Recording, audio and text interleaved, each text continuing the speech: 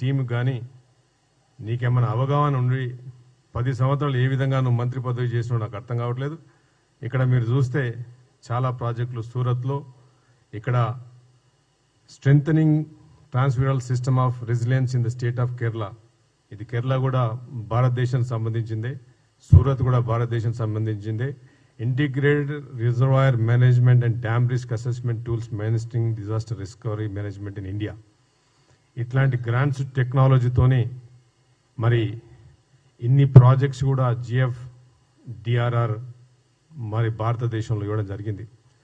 మరి మీకు అవగాహన లేకుండా ప్రజలకు దూరమై అవినీతికి పాల్పడుకుంటూ ఏ రోజు కూడా ప్రజల గురించి ఆలోచించకుండా నీ చుట్టుపక్కల ఉన్న కేటీఆర్ ఈరోజు చెప్తా ఉన్నాను, కావాలంటే నువ్వు ఈ డాక్యుమెంట్ కూడా మీడియా ద్వారా రిలీజ్ చేస్తా ఉన్నాను. ఎన్ని ప్రాజెక్ట్స్ GFDRR మీ పోయిన 10 సంవత్సరాల్లో మీ అవినీతి సామ్రాజ్యంలో సామంతరాజునుగా ఉండి నువ్వు నీ ఎమ్మెల్యేలకు అధికారం ఇవ్వకుండా నువ్వు పొద్దున్న లేస్తే నువ్వు కూడా విదేశాలకు వెళ్ళుకుంటూ దావోస్కి ఎన్నిసార్లు పోయినావు? మరి నేను ఒకటే క్వశ్చన్ అడుగుతున్నా, ఎమ్మెల్యేగా, కాంగ్రెస్ పార్టీ ఎమ్మెల్యేగా, మరి నువ్వు నీ సిరిసిల్లలో నాకు ప్రాజెక్టులు కావాలి, ఇండస్ట్రీలు పెట్టాలి అని చెప్పి నువ్వు అడిగినావా లేదా? దావోస్లో అడుగుతా ఉన్నాను.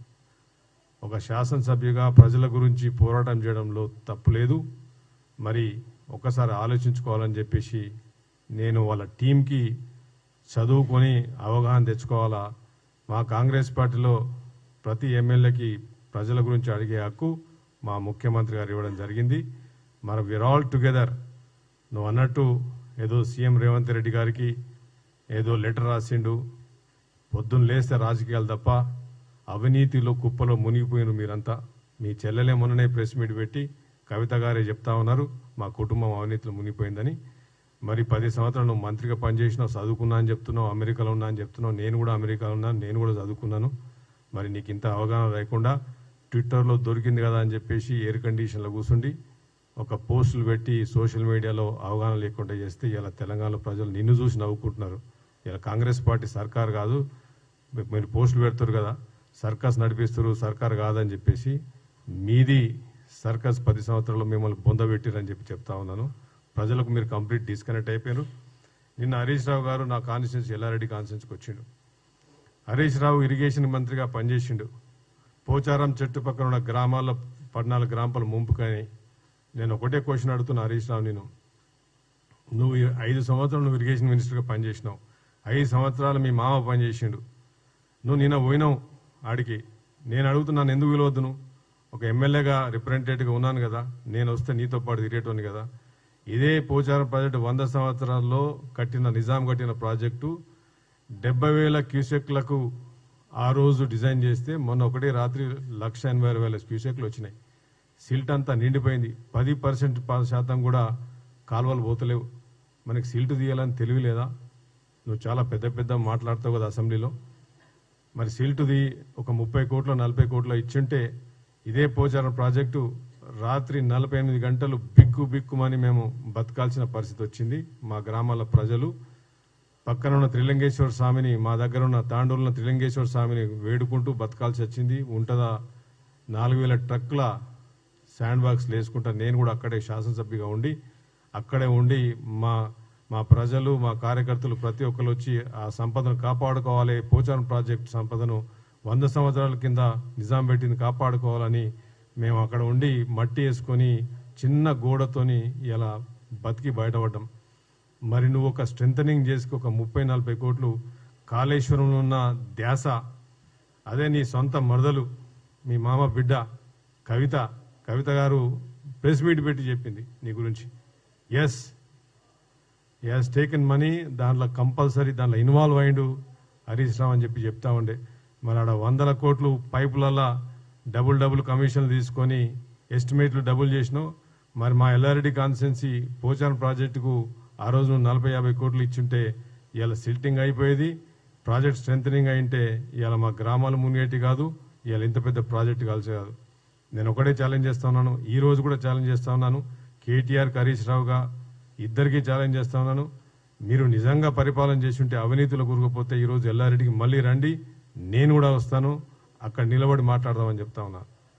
మరి ఎంతసేపు పొద్దున్న లేస్తే ముఖ్యమంత్రి రేవంత్ రెడ్డి గారిని మాట్లాడము, ఎమ్మెల్యేస్కి ముఖ్యమంత్రికి చదువు లేదని చెప్పడము రాజకీయం చేసు తప్ప మీకు డైజెస్ట్ అవుతలేదు. కడుపు మంట మండుతా ఉన్నది. ఎందుకంటే నీ చుట్టుపక్కల కోతులకి ఆ బఠానీలో దొరుకుతుండే అవినీతి సొమ్ము దొరుకుతూ ఉండే. ఇప్పుడు మొత్తం అవినీతి సొమ్ము అంతా డిస్కనెక్ట్ అయిపోయింది. మీకు డబ్బులు వస్తలేవు. మీరు ఎప్పుడు మళ్ళీ అధికారం వస్తా అని చెప్పి ఆధారపడుతున్నారు. కానీ ఇంకెక్కడ బీఆర్ఎస్ పార్టీ, ఇంకా బీఆర్ఎస్ పార్టీ ఎక్కడున్నది? మీ సొంత చెల్లెలే, మీ హరీష్ రావు మీ సొంత మరదలే చెప్తా ఉంది మీరెంత అవినీతిలో ఉరికిపోయారని. ఇలా ఇన్ని అప్పులకు కారణం మీరు. మరి మా లోకల్ శాసనసభ్యుడు, మాజీ శాసనసభ్యుడు ఆయన నిన్న మాట్లాడుతూ ఉన్నాడు వరల్డ్ బ్యాంకు అని మాట్లాడితే, నేను అడిగేది ఒకటి మీకు ఈరోజు మీడియా ద్వారా చూస్తున్నా. ఆయన సొంత గ్రామం నల్లమడుగు లింగంపేట మండల్ ఎల్లారెడ్డి శాసన అసెంబ్లీ. మరి అక్కడ ఆయన సొంత ఊర్లో కూడా మోరీ కట్టుకోలే. చిన్న సర్పంచ్ ఉన్నా కానీ మా ఊర్లో మోరీ కట్టాలని తిరుగుతాడు. కానీ ఈయన సొంత ఊర్లో మోరీ కట్టుకొని శాసనసభ్యుగా 5 సంవత్సరాలుగా టీఆర్ఎస్ ప్రభుత్వంలో గవర్నమెంట్లో పనిచేసిండు. ఆ ఫోటోలు కూడా నా దగ్గర ఉన్నాయి, మీకు ఫోటోలు కూడా చూపిస్తాను. ఈ పరిస్థితి, ఇది ఆయన ఊర్లో ఉన్న డ్రైనేజ్ పరిస్థితి. శాసనసభ్యునిగా 5 సంవత్సరాలు పనిచేసిండు నల్లమడుగులో. మరి నేను వచ్చిన తర్వాత మొత్తం డ్రైనేజ్ సిస్టమ్ చేసి సుమారు 60 నుంచి 70 లక్షలు ఖర్చు పెట్టి ఆ గ్రామంలో మొత్తం డ్రైనేజ్ వ్యవస్థను నేను కట్టడం జరిగింది. నేను ఒకటే అడుగుతున్నా, నువ్వు నేను హరీష్ రావు వచ్చినప్పుడు మాట్లాడుతున్నావు కదా వరల్డ్ బ్యాంక్ గురించి, నీకేం తెలుసు? చదువు చక్కగా వస్తే కదా, చదువుకుంటే కదా, నాలెడ్జ్ ఉంటే కదా, మాట్లాడే ముందు ఆలోచించుకోవాలి కదా. అసెంబ్లీలో 5 సంవత్సరాలు ఒక్కసారి మాట్లాడిన ఎల్లారెడ్డి శాసన గురించి తెలుగే చక్క మాట్లాడరా, నీకు ఇంగ్లీష్ ఏడ మాట్లాడుతూ నువ్వేడ మాట్లాడుతావు? ఆలోచించే ముందు, ఒకసారి లెటర్ పెట్టే ముందు మళ్ళొక్కసారి కాంగ్రెస్ పార్టీ తరఫున మీ బీఆర్ఎస్ ఫేక్ సోషల్ మీడియా ఎవరైతే చుట్టుపక్కల ఉన్నారో కేటీఆర్, మీ చెల్లెని చెప్పింది నీకు యూట్యూబ్ ఛానల్ ఉందంట, మీ హరీష్ రావుకు యూట్యూబ్ ఛానల్ ఉందంట. నువ్వే అన్నావు కదా ఓడిపోయాక మాకు 10 యూట్యూబ్ ఛానల్ మెయింటైన్